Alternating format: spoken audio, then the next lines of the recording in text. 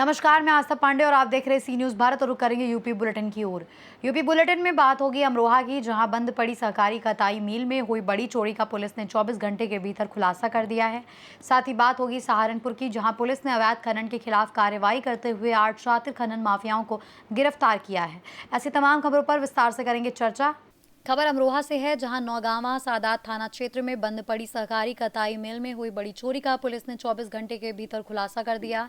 Police ने 7 आरोपियों को गिरफ्तार कर करीब 15,20,000 रुपए का चोरी किया गया लोहा, तांबा, एल्यूमिनियम, मशीनों के पुर्जे और 2 वाहन बरामद किए हैं। जांच में सामने आया कि आरोपियों ने मिल से धीरे धीरे मशीनों के सामान चोरी कर अलग अलग जगह छिपा रखा था। गिरफ्तार आरोपियों में धर्मेंद्र शुक्ला समेत 7 लोग शामिल हैं। पुलिस सभी आरोपियों के खिलाफ कार्रवाई कर आगे की जांच में जुटी हुई है। अमरोहा से सी न्यूज़ संवाददाता गौरव की रिपोर्ट। खबर चंदौली से है, जहां थाना शाहबगंज क्षेत्र में चकिया चंदौली मार्ग पर मचवल गांव के पास हुए एक सड़क हादसे में एक युवक रोहन विश्वकर्मा 20 वर्षीय की मौके पर ही मौत हो गई, जबकि राजकुमार गौतम 62 गंभीर रूप से घायल हो गए। बताया गया कि यह ऑटो के सामने अचानक बाइक आने से चालक नियंत्रण खो बैठा और वाहन पेड़ से टकरा गया। हादसे के बाद चालक फरार हो गया। पुलिस ने घायल को अस्पताल भेजकर शव को पोस्टमार्टम के लिए भेज दिया है और मामले की जाँच शुरू कर दी है। चंदौली से सी न्यूज़ संवाददाता अंकित सैनी की रिपोर्ट। खबर हरदोई से है, जहां थाना कछवाना पुलिस ने एक अंतर्राज्यीय शराब तस्करी गिरोह का भंडाफोड़ करते हुए 4 अर्टिगा कारों से भारी मात्रा में अवैध अंग्रेजी शराब बरामद की है। पुलिस ने 3 तस्करों को गिरफ्तार किया, जबकि अन्य आरोपी फरार हो गए। बरामद शराब में हजारों क्वार्टर और बोतलें शामिल हैं। आरोपी फर्जी नंबर प्लेट लगाकर हरियाणा से बिहार तक शराब की सप्लाई करते थे। पुलिस ने कुल 8 लोगों के खिलाफ मुकदमा दर्ज कर जांच शुरू कर दी है और फरार आरोपियों की तलाश जारी है। हरदोई से सी न्यूज़ संवाददाता अनुराग सिंह की रिपोर्ट। खबर सहारनपुर से है, जहां थाना गागलहेड़ी पुलिस ने अवैध खनन के खिलाफ कार्रवाई करते हुए 8 शातिर खनन माफियाओं सुहेल, नदीम, रजत, शहजान, अंशुल, रजनीश, ऐकाम और नौशाद को गिरफ्तार किया है। पुलिस ने इनके कब्जे से इलाके में इस्तेमाल 5 मोबाइल फ़ोन, 2 डंपर और 1 कार बरामद की। जांच में सामने आया कि ये गिरोह बिना कागजात के खनन सामग्री की चोरी और सस्ते में खरीद कर उसे ऊंचे दाम पर बेचता था तथा पुलिस व अधिकारियों के लोकेशन के आधार पर रूट बदलकर अवैध परिवहन करता था। गिरफ्तारी के बाद धारा 112 BNS भी बढ़ाई गई है और आगे की विधिक कार्रवाई की जा रही है। सर, क्या पूरा मामला है जो आगे बुला गया? देखिए, जनपद में अवैध खनन पे रोकथाम हेतु लगातार हम लोग कार्रवाई कर रहे हैं और ये कार्रवाई जो है खनन विभाग तथा पुलिस और राजस्व विभाग के कोऑर्डिनेशन से होती है। इसी क्रम में एक बड़ी सफलता थाना गागलहेड़ी पुलिस को लगी है, जिसमें कि खनन के अवैध 2 डंपर जो बिना नंबर प्लेट के चल रहे थे, बिना रॉयल्टी वाले वो थे। इसके अलावा जो एक पासर्स का पूरा गैंग है, इसमें 8 लोगों को टोटल पकड़ा गया है और एक बड़े पासर्स गैंग का खुलासा हम लोगों ने किया है। पूछताछ में बाद में और जो अन्य साक्ष्य हम लोगों को मिले हैं, उसके आधार पर बड़ी संख्या में ऐसे लोग हैं जो अधिकारियों की रेकी करते हैं और रास्ते में इस तरह की जो अवैध खनन की गाड़ियां हैं, इनका परिवहन सुरक्षित ढंग से कराने की जिम्मेदारी लेते हैं। इनमें कई तरीके के इनके व्हाट्सएप ग्रुप्स भी चल रहे हैं और उनको भी हम लोग देख रहे हैं और कई लोगों के इसमें नाम आए हैं। टोटल इसमें 8 लोगों की गिरफ्तारी हुई है, जिसमें 6 लोग ऐसे हैं जो ये पासर्स का काम करते हैं और अलग अलग अधिकारियों की रेकी करने की जिम्मेदारी अलग अलग लोगों को मिली होती है। और इसी वजह से कई बार जब अधिकारी किसी सूचना पर या स्वतः ही जब छापा मारने के लिए निकलते हैं, तो कई बार उनको सफलता नहीं मिलती है, क्योंकि ये लोग पहले ही सूचनाओं को पास कर देते हैं। तो एक तरीके से ये जो पासर्स हैं, इनका एक बड़ी संलिप्तता होती है इस अवैध खनन के इस पूरे कारोबार को कराने में। इसमें आज हम लोगों ने एक सफलता प्राप्त की है और भी जो लोग हैं इसमें, उनके नाम प्रकाश में लाए जा रहे हैं।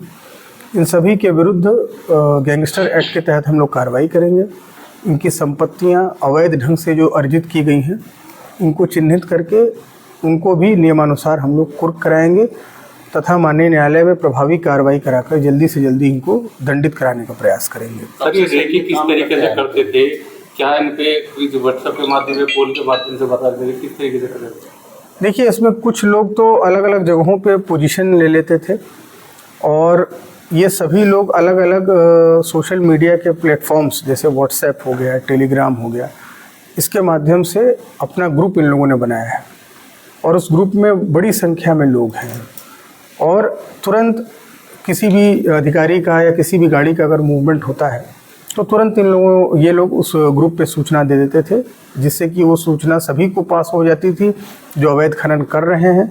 बेसिकली उनको एक लाभ पहुंचाने का एक तरीका है और जिसके बदले की ये अवैध रूप से धन अर्जित करते थे ये सभी लोग। कब से ये काम कर रहे थे, क्या सबको जानकारी? ये काफ़ी समय से काम कर रहे थे और कई बार जो हम लोगों का ध्यान होता है सिर्फ उन लोगों पर जाता है जो अवैध खनन कर रहे हैं और ये जो बीच की कड़ी होती है जो कि एक महत्वपूर्ण रोल निभाती है अवैध खनन को सुचारू रूप से चलाने में, उन पर कई बार हम लोग नहीं ध्यान दे पाते। तो इस बार हम लोगों ने ये तय किया था कि इस पासर्स के गैंग को हम लोग पर्दाफाश करेंगे और जितने भी लोग इस कारोबार में इन्वॉल्व हैं उन पे बिल्कुल प्रभावी कार्रवाई कर इस पूरे जो ऑर्गेनाइज्ड क्राइम का जो सिंडिकेट बना हुआ था उसका समूल नाश करेंगे। सर, पूछताछ में पता लगा है कि आप धनराशि लोग लिया करते हैं सूचना देते? बिल्कुल, पैसे लेते हैं ये लोग। बिना पैसे के इस तरह के काम में कोई क्यों करेगा। ये सभी लोग पैसे लेते थे जो अवैध खनन कर रहे हैं उनसे पैसे लेते हैं, जो गाड़ियों को संचालित कर रहे हैं, चलवा रहे हैं, उनसे ये सभी लोग लाभान्वित होते हैं। तो इन सभी लोगों का नाम जल्दी जल्दी हम लोग को प्रकाश में ले आएंगे। विवेचना को हम लोग बिल्कुल अपने व्यक्तिगत पर्यवेक्षण में हम लोग इसको करवाएंगे और आगे भी इस तरह का कोई गैंग न पनपे इसको भी हम लोग सुनिश्चित करेंगे। कितने लोग इसमें ये जो 8 लोग सहारनपुर के रहने वाले हैं या फिर?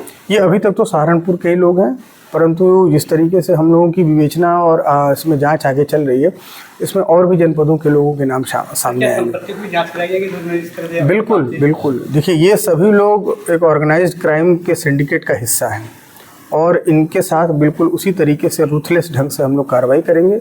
इनकी पूरी संपत्तियां जो हैं उनको कुर्क कराएंगे और इनके विरुद्ध जो है एक प्रभावी रूप से जो इनके मुकदमे हैं पूर्व के, अगर यदि किसी के आपराधिक इतिहास है, उन सभी का संज्ञान लेते हुए इनके विरुद्ध कार्रवाई सुनिश्चित करेंगे।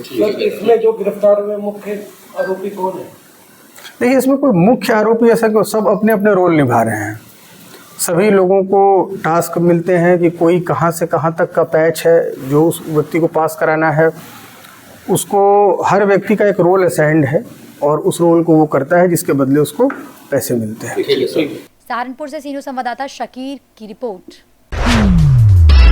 खबर संभल से है, जहां थाना हयात नगर क्षेत्र के मोहल्ला सैनी वाले में मजदूरी करने वाली अंगूरी पत्नी गंगाराम ने आरोप लगाया है कि प्रधानमंत्री आवास योजना का झांसा देखकर शालिनी और सचिन उसे तहसील ले गए और अनपढ़ होने का फायदा उठाकर अंगूठा निशानी ले ली। आरोप है कि इसी दौरान 4 माह के उसके नाबालिग बेटे कुशल को भी अपने साथ ले जाया गया, जिसे अब तक वापस नहीं किया गया है। पीड़िता ने मामले की शिकायत क्षेत्राधिकारी कुलदीप सिंह को प्रार्थना पत्र देकर की है और न्याय की गुहार लगाई है। पुलिस मामले की जांच में जुटी हुई है। क्या मामला हुआ है? मुझसे आधार कार्ड ले गए, वो लोन दिलवाएंगे ना, फिर क्या कहना है, उन्होंने मुझसे अंगूठा लगवा लिया है, मेरा बच्चा छीन लिया उन्होंने वहाँ पर। मुझसे कह देगा न जाओ तुम अंदर अंगूठा लगाया आओ, और वो बच्चा इतने में निकल गया, इतने वो लेकर भाग गए। कौन कौन लोग थे? सचिन मिथुन, हाँ, और क्या कहना वो शालिनी नाम है उसका, जिन्हें बच्चा लिया मेरा। 4 लाख रुपये मैंने दिया है इन्हें, शंभू ने ले गए। कौन सा समूह? जो ऑटो वाली किस्त ले में कहाँ ये। थाने कै बार चले गए आप लोग? 3-4 बार थाने चले गई, डांट कर भगा दे मैं, और एक बार इन्हें बंद कर दिया, हाँ पकड़ कर ले आएंगे, और 1 घंटा बाद को पैसे दे दिए इन्होंने तो छोड़ दिए और मुझे भगा दिया और मारने की धमकी दे रहे हैं। उनको अगर मैं तुमने कोई आगे को कुछ करा तो तुम्हें मार दूंगा जान से। मिथुन कह रहे हैं, इसका भैया जिन्हें बच्चा लिया है, हमसे नहीं है। सही है। हाँ, वो बनिया है। हमें दारू पिला कर नशे में कर दिया गया है और बच्चा ले लिया हमसे। इन लोगों ने? बनियों ने जी। नाम उनका सचिन कुमार सालनी है और बाप का नाम लौंडे का रविंद्र कुमार, माँ का नाम किरण देवी, और एक मिथुन है, वो भी लड़का इनका है। पैटू का नाम अंगूठे लगवा लिया, आधार कार्ड ले गए कई दिन पहले के, और ऐसे इलाज के बहाने से ले गए, चलो इलाज कराना अस्पताल में। तो बच्चा लेकर वो तो फरार हो गए, ना इलाज कराया ना कुछ कराया। तो किस चीज़ का लालच दिया गया था आपको? नुकाया बोले लोन कराएंगे, सरकारी पैसा दिलवा देंगे तुम्हें, तो कुछ भी नहीं दिलवाया, बच्चे को लेकर फरार हो गए। संभल से सीधे संवाददाता वसीम खान की रिपोर्ट। खबर संभल से है, जहां पवासा ब्लॉक के ग्राम लहरा कमंगर में एक युवक ने आरोप लगाया है कि आंगनबाड़ी कार्यकर्तियों द्वारा गर्भवती महिलाओं और 6 वर्ष तक के बच्चों को मिलने वाला सरकारी राशन, घी और अन्य पोषण सामग्री पिछले 1 साल से वितरित नहीं किया जा रहा है। इस शिकायत को लेकर वो उप जिला अधिकारी कार्यालय पहुंचा और मामले में जांच व कानूनी कार्यवाही की मांग की है। आरोप के बाद प्रशासन से जाँच की अपेक्षा की जा रही है। सर, मेरा नाम सुनील कुमार, कहाँ के निवासी हैं? ग्राम लहरा कमंगर, आपका थाना कौन सा पड़ता है? थाना हैतनगर। आज जो आप शिकायत करने आए हैं एसडीएम कार्यालय पर, क्या है पूरा मामला? सर, हमारे गांव लहरा कमंगर में सरकार द्वारा गरीब महिलाओं को जो गर्भवती होते हैं, प्रेग्नेंट और जन्म से लेकर 6 साल तक, सरकार उनको राशन देती है निःशुल्क, जो कि आंगनबाड़ी द्वारा बांटा जाता है। और राशन तो आता है पर किसी गरीब महिलाओं को दिया नहीं जाता है। कहने का मतलब ये है एक हिसाब से कि वो महिला जो आंगनबाड़ी कार्य करती हैं वो सब राशन हजम कर जाती हैं, अपने घर ले जाती हैं। अच्छा, जो बांटते नहीं हैं उनका क्या है नाम? जी सर, जो बांटते नहीं हैं राशन उनका क्या है नाम? उनका मरियम, नीरू, मुमताज आदि। कितने समय से नहीं बांट रहे हैं? इनको 1 साल हो गया। अब आप क्या चाहते हैं योगी सरकार, संबल प्रशासन से? हम योगी आदित्यनाथ जी से और संबल प्रशासन से हम ये चाहते हैं, जिनका हक है उनको हक मिलना चाहिए। नहीं तो गरीब लोग उनसे भीख मांग रहे हैं और नहीं वो भीख दे रहे हैं, सरकार उनको लाभ दे रही है और वो उन गरीबों को लाभ मिलना चाहिए। ठीक, धन्यवाद। संभल से सीधे संवाददाता वसीम खान की रिपोर्ट। फिलहाल इस बुलेटिन में बस इतना ही। बाकी देश और दुनिया की तमाम बड़ी खबरों के लिए बने रहिए सी न्यूज़ भारत के साथ।